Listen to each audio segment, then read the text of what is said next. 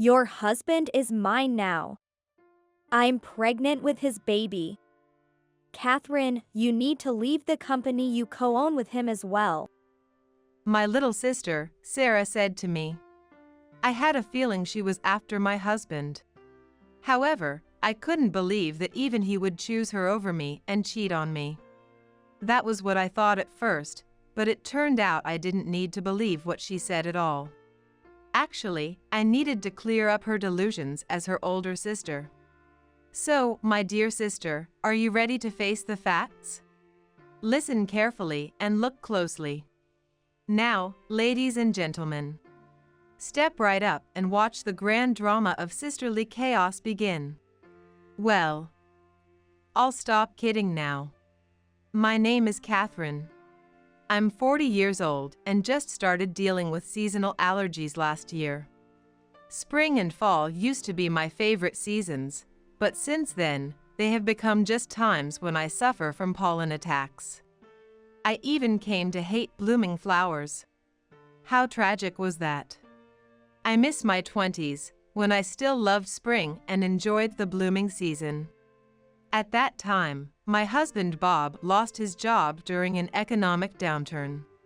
We looked for work together, but job openings were scarce, and getting hired felt almost impossible. Then, Bob got a brilliant idea. If no one wants to hire me, I'll just start my own business. I was determined to support him, so I decided to work for the company he started. We worked tirelessly to grow the business with just a few employees. Thanks to our hard work, the business slowly started to take off, eventually growing to the point where we landed some major clients. And it was around this time that Sarah began to act strangely. Bob and I went back to visit my parents during the holidays. Hey, Bob! Sarah exclaimed, throwing her arms around him. I was shocked, but he looked even more bewildered. He was like a deer caught in headlights. That was understandable because she had never shown any interest in him until then. She usually kept her distance, barely interacting with him at all. Sometimes, she even locked herself in her room when we visited. I figured that dealing with a brother-in-law probably just made her uncomfortable, so I didn't push it. But now, she was suddenly getting way too close. What on earth was going on? I've got some delicious ice cream for you, Bob. Let's share it later, she said, linking her arm with his. Bob just looked lost and unsure of how to respond. I had no choice but to gently peel her off him. Then she pouted and said, It's been so long since we last saw each other. What's the harm? Her words made no sense. She had never acted like this before. Bob and I exchanged a look of confusion. Then she puffed out her cheeks in frustration and declared, Fine. I'll just get closer to him during this holiday. Why did she change all of a sudden? I couldn't make any sense of it. However, just as she declared, Sarah clung to Bob like glue. To my surprise, he seemed genuinely happy that his aloof sister-in-law had finally warmed up to him. Well, I thought it was better than having family conflict, but soon, Sarah started showing up at our house unannounced. Wait, Sarah. Didn't you just visit us last week? Go back home. Oh, come on. A single woman like me easily gets so bored. Hanging out here is more fun since you and Bob can keep me entertained, she said with a smirk. Of course I cared about her, and I didn't mind her visiting at first, but visiting 2 or 3 times a week was a bit too much. Besides, every time she came over, she clung to Bob, saying things like, Bob, tell me about your work. It almost felt like she was trying to charm him. It irritated me, and I started wishing she would stop coming over altogether.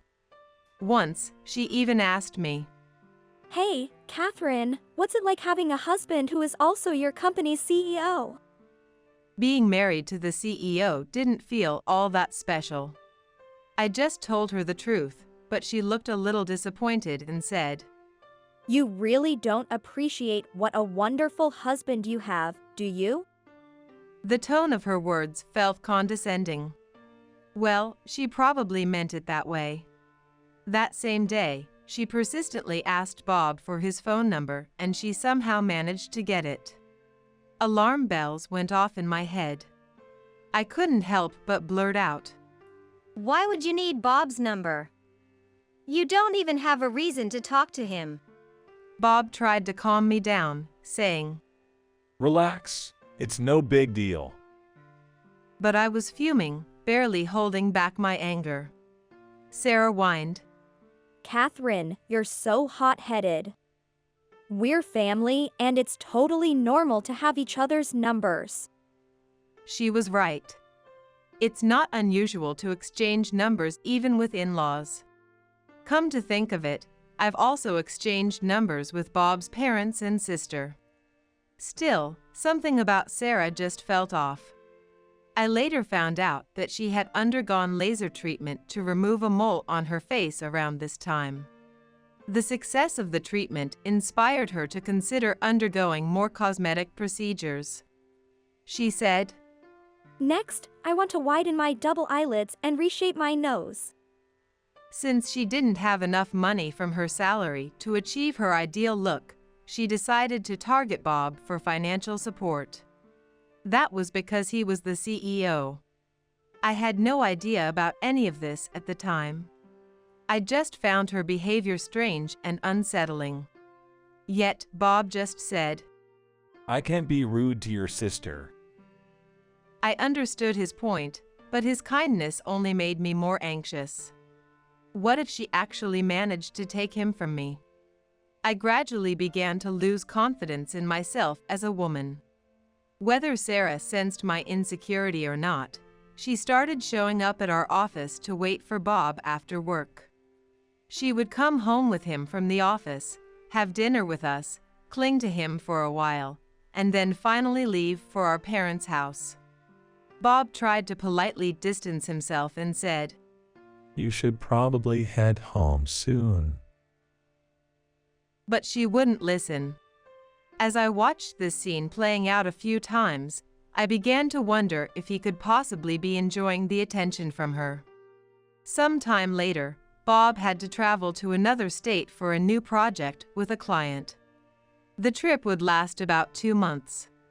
He occasionally returned to the office to check on the employees, but always headed back to the project site right away. In the meantime, Sarah had been consistently waiting for him outside the office. However, as the days passed without seeing him, she gradually stopped showing up. By that time, I already knew that she was planning to undergo more cosmetic procedures. This strengthened my suspicion that she was trying to win Bob over. I hoped she'd give up on him altogether. Then one day, I saw her waiting outside when I was leaving the office. Sarah? Bob is not here today. Well, it's not about him. I came to see you. Me? Yes. I'm carrying Bob's child. You know what that means, don't you?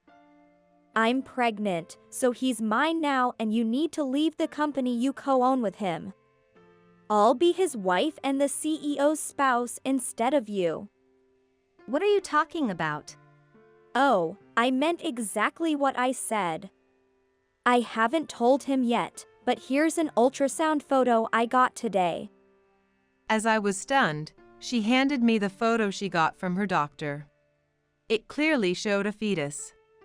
Had Bob betrayed me? No, that couldn't be possible since he had been away on a business trip. Yet, even though that place was in another state, it was just 3 hours away by bus. He could have returned after work to meet her. The more I thought about it, the less unlikely the possibility of their affair seemed. So, I'll probably be working at his company soon. Make sure you submit your resignation, okay? I'm sure you wouldn't want your sweet little sister to be left in a tough spot. Do the right thing and step down. You got it? She added with a venomous smile. I need to take care of my body now that I'm pregnant. It's getting chilly, so I'll head home. Bye. She then got into a waiting taxi and left. There was no proof that Bob had cheated. But there was no proof that he hadn't either. Furthermore, he had far too much contact with her recently. On top of that, she claimed she was pregnant. Even if the ultrasound photo was fake, why would she make up such an easily exposed lie? I felt like Bob had abandoned me. Perhaps it was time for a divorce. I couldn't sleep that night. I thought that thinking back on happy memories might help, but instead, I kept recalling our fights and trivial moments. The memories of our fights pierced my heart far more than the happy ones. While I was ironically thinking that even being able to argue had been a kind of happiness, I drifted off to sleep. 2 days later, Bob returned from his trip. I handed him a resignation letter and divorce papers, saying, Sorry to bring this up at home. What's this? He asked me, stunned. I know about you and Sarah. I had absolutely no idea though. She says she's pregnant, so I'm stepping aside. I said with a bitter laugh. What the hell are you talking about? He snapped, clearly angry. I was taken aback and asked him. What do you mean? I need you to explain this nonsense. He demanded. Feeling flustered, I told him everything Sarah had said. So that's why she's been calling me non-stop lately. Most of her calls are never urgent, so I've been ignoring them. She must have been trying to tell me about her pregnancy. Saying that, his expression darkened. Catherine, we're having a family meeting tomorrow. Sarah should be there too. Okay. Thus, we decided to take an emergency day off from work and arranged a meeting with her to discuss everything. We arrived a little early at the private dining room we had reserved, and Sarah arrived on time as well. Bob, why did you invite me here so suddenly? I was so surprised. Oh, Catherine's here too. Is this about the divorce? She said with a smile. Did you tell Catherine that you're pregnant with my baby and that she should divorce me and leave the company? Of course I did. Isn't it obvious? Since you're getting remarried to me, having her around would just be uncomfortable. Don't be ridiculous. There's no way I'm divorcing Catherine. Are you serious? What do you mean by that? You tricked me? So, I was just your mistress all along? Sarah glared at both of us, enraged. Well, listen carefully, Sarah. When you say you got pregnant, I wasn't even in the state. Here's the proof. Bob said so, showing receipts from restaurants and hotels he'd stayed at during his business trip. If you doubt it, feel free to ask the clients I was meeting with. He added. The records clearly showed that he had been living in a hotel for nearly 2.5 months, attending meetings and dinners late into the evening. How could that be possible? I've been meeting with you in the meantime. She seemed at a loss as she couldn't deny the legitimacy of the receipts. Well, the person you were seeing wasn't me. It was probably this guy. What do you mean? Bob quietly pulled out a photo and handed it to her, causing her face to stiffen. This is you in the photo, Bob, isn't it? Indeed, the man in the photo seemed to be Bob. However, it wasn't him, but someone who looked exactly like him. No, it isn't me. Look closely. This guy has a mole on his temple, but I don't. Bob explained so, brushing his hair aside to show he has no mole on the temple. Oh my! Sarah's face turned pale. If it wasn't you, Bob, then who is this man? When Sarah asked so, he sighed deeply. Then he reluctantly began to answer. He's my cousin named Mark. He's buried in debt, disowned by his family, and goes around asking relatives for money. So everyone considers him a troublemaker. He's always looked like me, not just his face, but even his bone structure. Even his voice is nearly identical to mine, which has caused me plenty of headaches over the years. I haven't seen him for almost 6 years, so I have no idea what he's been up to. Now it seems he's in this area, probably trying to hit me up for money after finding out I run a company. Bob said with a sigh. He turned to stunned Sarah and asked, Do you have Mark's number? Sarah nodded, and Bob asked her to call Mark. She took out her phone with trembling hands and dialed his number. A few moments later, Mark was escorted into the restaurant by the staff, completely unaware of the situation. When he saw Bob, he tried to bolt, but Bob grabbed him. Don't you dare run away. Bob yelled as he pinned him down. Mark, did you get Sarah pregnant? Explain yourself. Bob demanded.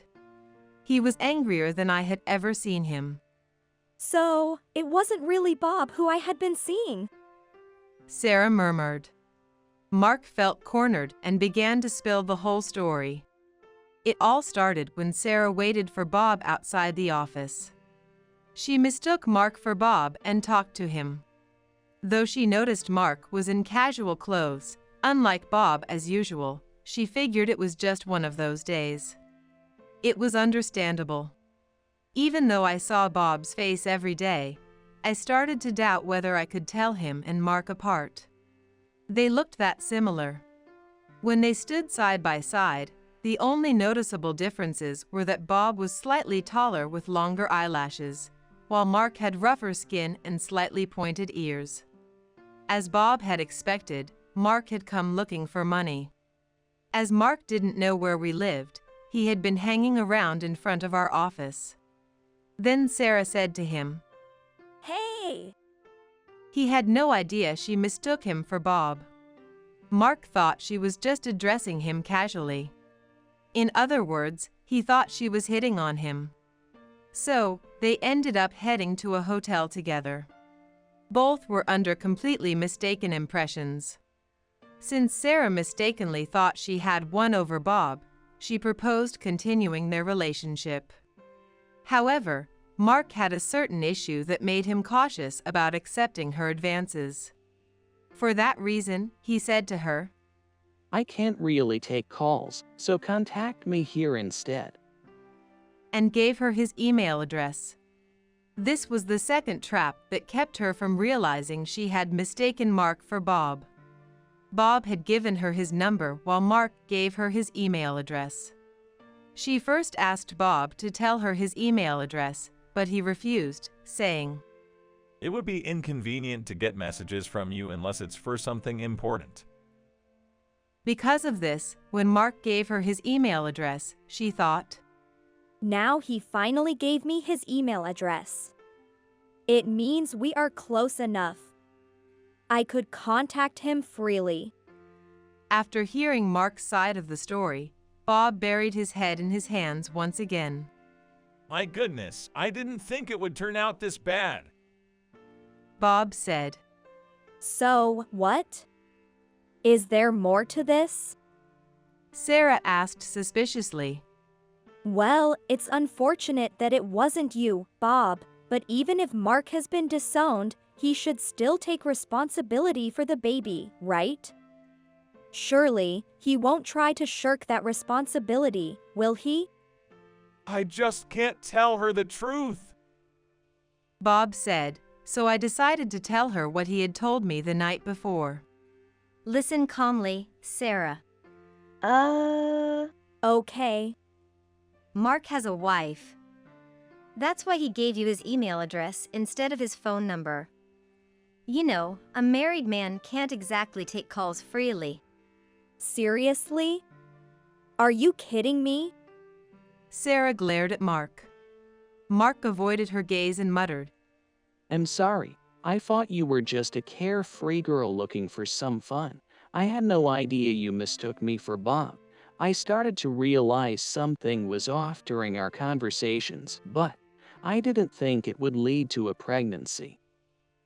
What am I supposed to do now? And what about the baby? It'd help if you gave up having a baby, perhaps. Mark said weakly, offering a nervous laugh. Sarah exploded. You've got to be kidding me. It's your baby. At that point, I couldn't hold back anymore. Mark is a terrible man, but Sarah, you're no saint either. You mistook Mark for Bob and seduced him. You probably thought getting pregnant was a lucky break, didn't you? And now that you know it's the wrong man, you're blaming him, huh? You're just as much at fault for recklessly having a baby. You have no right to point fingers. This is on both of you. Don't you dare think about using the baby as a means to make money. Either save up for your cosmetic surgery yourself or give up on it with your own face. I forgot we were in a restaurant and raised my voice.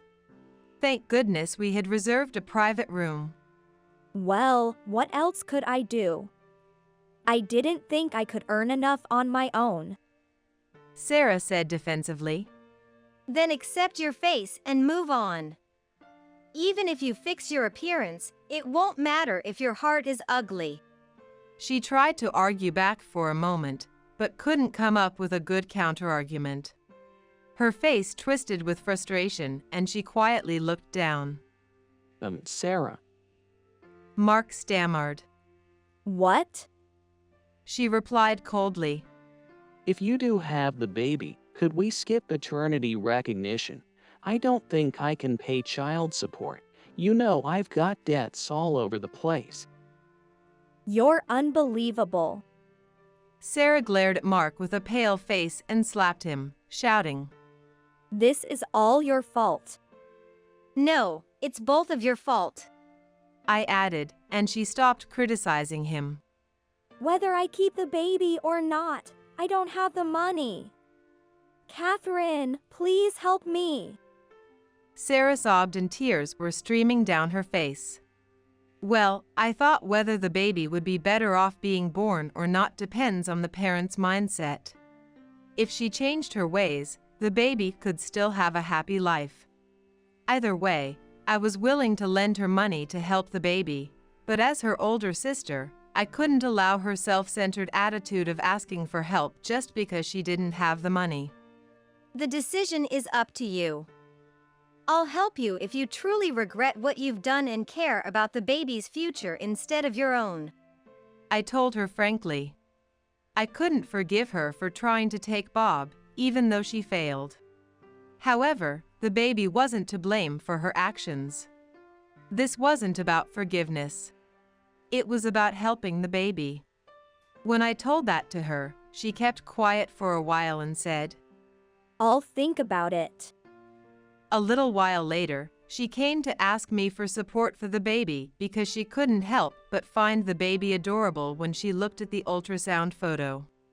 She didn't want to take the baby's life out of her selfishness. Also, she said she wanted to take responsibility and raise the baby even though the pregnancy was unexpected. I agreed to lend her the money for childbirth and initial child care expenses. Mark still refused paternity recognition for the baby and eventually ran away from his wife, disappearing altogether. It was clear he wouldn't take responsibility. When Sarah decided to keep the baby, we couldn't keep it a secret from our parents. When they learned she had tried to steal my husband, they were furious and disowned her. Without a strong educational background, she struggled to find work as a single mom and faced many challenges. Her baby was born with a fragile constitution, and I frequently lent her money. She even ended up working at a nightclub where she encountered many unpleasant customers. One particularly horrible incident left her injured when a wealthy and influential patron assaulted her. The incident was covered up and she had no choice but to let it go. After that, Sarah decided to pursue safer work for her baby's sake and earned a medical administration certificate. She has been working hard to repay me and to raise her baby. She dreams of the day when she can bring her baby to meet our parents, hoping they might hold the baby someday. If she continues to walk this path of reform, perhaps that day will come. As her sister, I'm prepared to help her when the time is right. There may be differing opinions, but she is now very affectionate towards her baby. She told me, Since I've made this child fatherless, I'll never date or marry anyone else. My loyalty belongs to this child. Seeing her dramatic change like this made me realize the incredible influence a child can have on their mother. True to her word, there haven't been any rumors of her dating anyone. She balances her job in medical administration with side gigs and even studies investing to provide for her family. Her goal is to give her child a life free of hardship. I quietly hope she can achieve that, but I'll keep that hope to myself. Meanwhile, Bob and I were so busy with work that we didn't have time to consider having a baby ourselves. But sometimes, these things just happen when the timing is right. Luckily, we have 2 children and have managed to balance our family and work lives. Our eldest is a girl and a very responsible child. She sometimes visits our office, serves coffee to the employees, and becomes the little star of the office. One of the staff joked, saying, "We'll make her head of peer in the future." My daughter almost started to take the idea seriously. Bob and I don't mind whether she takes over our company or chooses a different path. We just want her to find her own happiness. Our youngest is a boy and he's more of a laid-back dreamer. His current ambition is to become a flying squirrel. I'll never know how he came to that decision. Well, I suppose by the time he's grown, we could create a flying squirrel department in our company. I don't think that's actually possible though. As their parents, our hope is for them to remain close as siblings. So far, they get along wonderfully, so I think we're off to a good start. Every day, Bob and I work hard to show our children the value of perseverance and dedication. Someday, I hope they'll look back and say, "Our parents were so cool."